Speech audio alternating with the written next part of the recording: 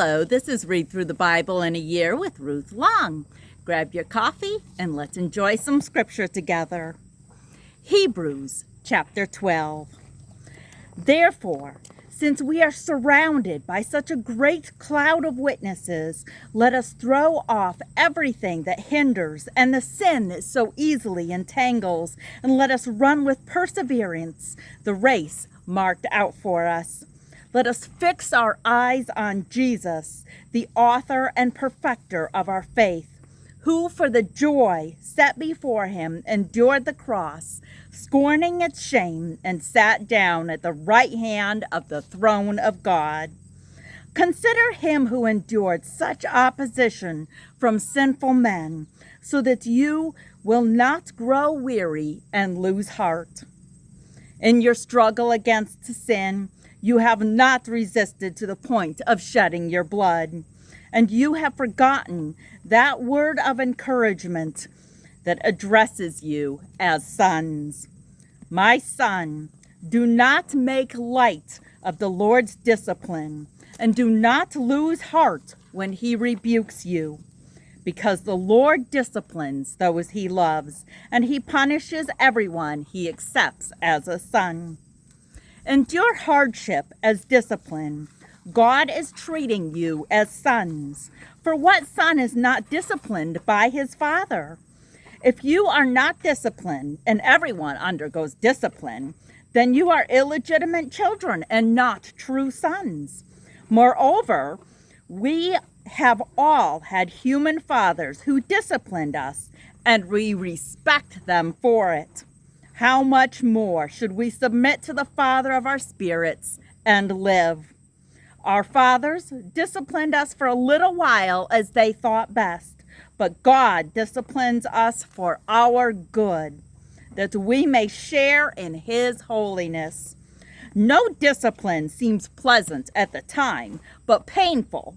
Later on, however, it produces a harvest of righteousness and peace for those who have been trained by it. Therefore, strengthen your feeble arms and weak knees. Make level paths for your feet, so that the lame may not be disabled, but rather healed. Make every effort to live in peace with all men and to be holy. Without holiness, no one will see the Lord. See to it that no one misses the grace of God, and that no bitter root grows up to cause trouble and defile many, so that no one is sexually immoral or is godless like Esau, who for a single meal sold his inheritance rights as the oldest son. Afterward, as you know, when he went to inherit this blessing, he was rejected. He could bring about no charge of mind, though he sought the blessing with tears. You have not come to a mountain that can be touched and that is burning with fire, to darkness, gloom, and storms, to a trumpet blast, or to such a voice speaking words that those who hear it beg that no further word be spoken to them, because they could not bear what was commanded. If even an animal touches the mountain, it must be stoned. The sight was so terrifying that Moses said, I am trembling with fear. But you have come to Mount Zion, to the heavenly Jerusalem, the city of the living God. You have come to thousands upon thousands of angels in joyful assembly, to the church of the firstborn, whose names are written in heaven. You have come to God, the judge of all men, to the spirits of righteous men made perfect, to Jesus, the mediator of a new covenant, and to the sprinkled blood that speaks a better word than the blood of Abel. See to it that you do not refuse him who speaks. If they did not escape when they refused him who warned them on earth, how much less will we if we turn away from him who warns us from heaven? At that time, his voice shook the earth. But now he has promised, once more, I will shake not only the earth, but also the heavens. The words once more indicate the removing of what can be shaken, that is, created things, so that what cannot be shaken may remain. Therefore, since we are receiving a kingdom that cannot be shaken, let us be thankful and so worship God acceptably with reverence and awe, for our God is a consuming fire. Isaiah chapter 13. An oracle concerning Babylon that Isaiah, son of Amos, saw. Raise a banner on a bare hilltop. Shout to them, beckon to them to enter the gates of the nobles. I have commanded my holy ones. I have summoned my warriors to carry out my wrath, those who rejoice in my triumph. Listen, a noise on the mountain, like that of a great multitude. Listen, an uproar among the kingdoms, like nations massing together. The Lord Almighty is mustering an army of war. They come from faraway lands, from the ends of the heavens, the Lord and the weapons of his wrath to destroy the whole country. Wail, for the day of the Lord is near. It will come like destruction from the Almighty. Because of this, all hands will go limp. Every man's heart will melt. Terror will seize them. Pain and anguish will grip them. They will writhe like a woman in labor. They will look aghast at each other, their faces aflame. See, the day of the Lord is coming, a cruel day, with wrath and fierce anger, to make the land desolate and destroy the sinners within it. The stars of heaven and their constellations will not show their light. The rising sun will be darkened, and the moon will not give its light. I will punish the world for its evil, the wicked for their sins. I will put an end to the arrogance of the haughty, and will humble the pride of the ruthless. I will make man scarcer than pure gold, more rare than the gold of Ophir. Therefore, I will make the heavens tremble, and the earth will shake from its place at the wrath of the Lord Almighty in the day of his burning anger.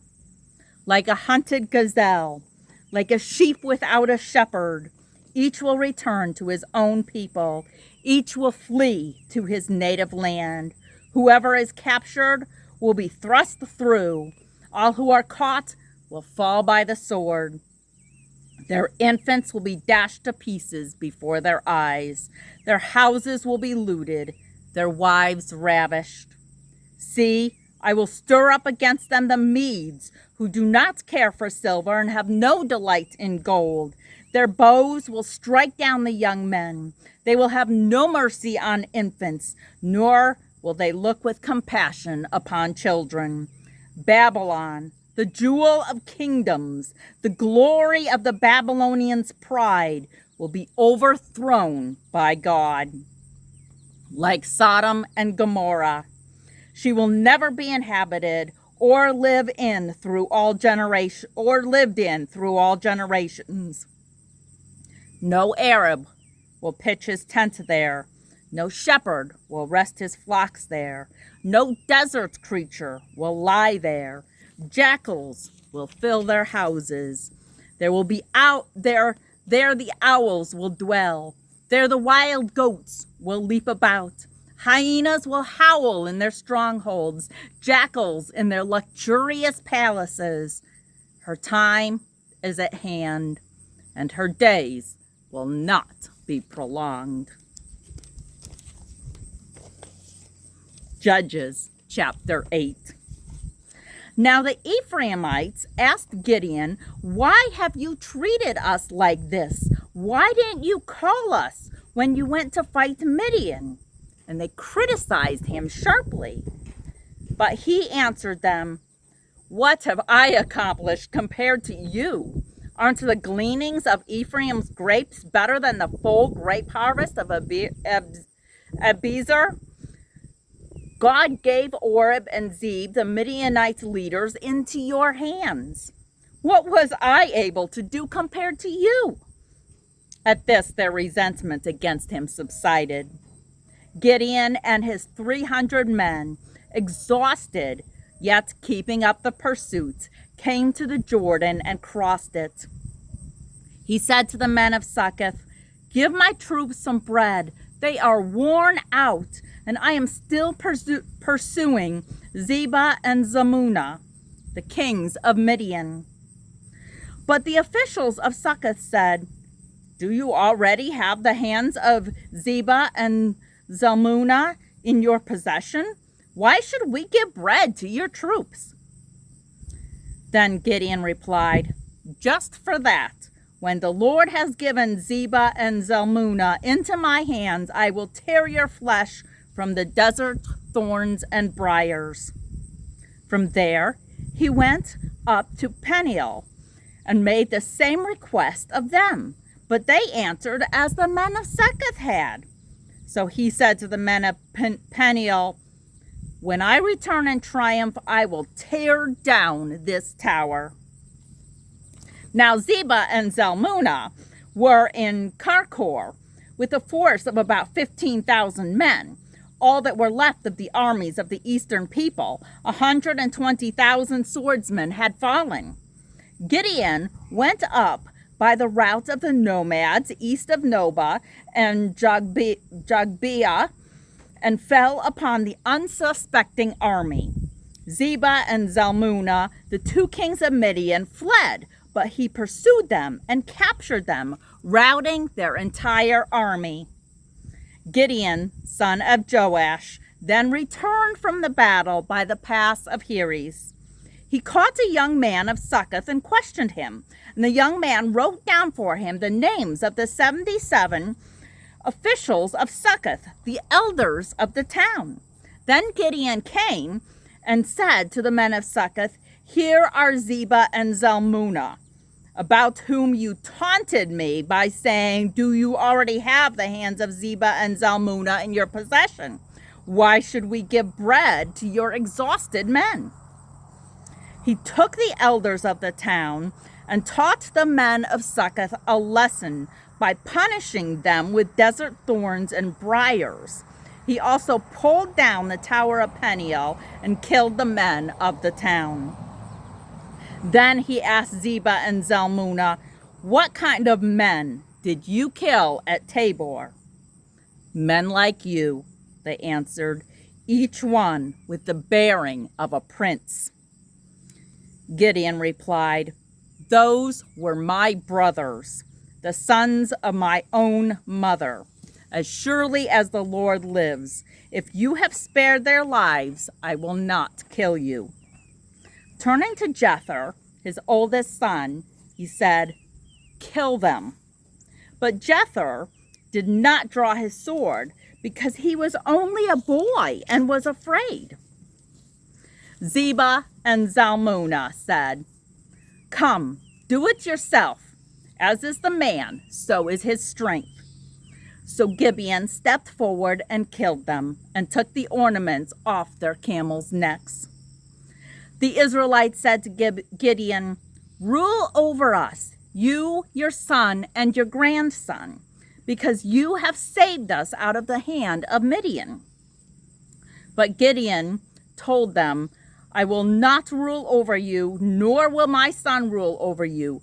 The Lord will rule over you." And he said, "I do have one request, that each of you give me an earring from your share of the plunder." It was the custom of the Ishmaelites to wear gold earrings. They answered, "We'll be glad to give them." So they spread out a garment, and each man threw a ring from his plunder onto it. The weight of the gold rings he asked for came to 1,700 shekels, not counting the ornaments, the pendants, and the gold garments worn by the kings of Midian, or the chains that were on their camels' necks. Gideon made the gold into an ephod, which he placed in Ophrah, his town. All Israel prostituted themselves by worshiping in there, and it became a snare to Gideon and his family. Thus Midian was subdued before the Israelites and did not raise its head again. During Gideon's lifetime, the land enjoyed peace 40 years. Jerubbaal, son of Joash, went back home to live. He had 70 sons of his own, for he had many wives. His concubines, who lived in Shechem, also bore him a son, whom he named Abimelech. Gideon, son of Joash, died at a good old age and was buried in the tomb of his father Joash in Ophrah of the Abiezrites. No sooner had Gideon died than the Israelites again prostituted themselves to Baal. They set up Baal-berith as their god and did not remember the Lord their God, who had rescued them from the hands of their enemies on every side. They also failed to show kindness to the family of Jerubbaal, that is, Gideon, for all the good things he had done for them. Thank you for listening. I hope you have a great day.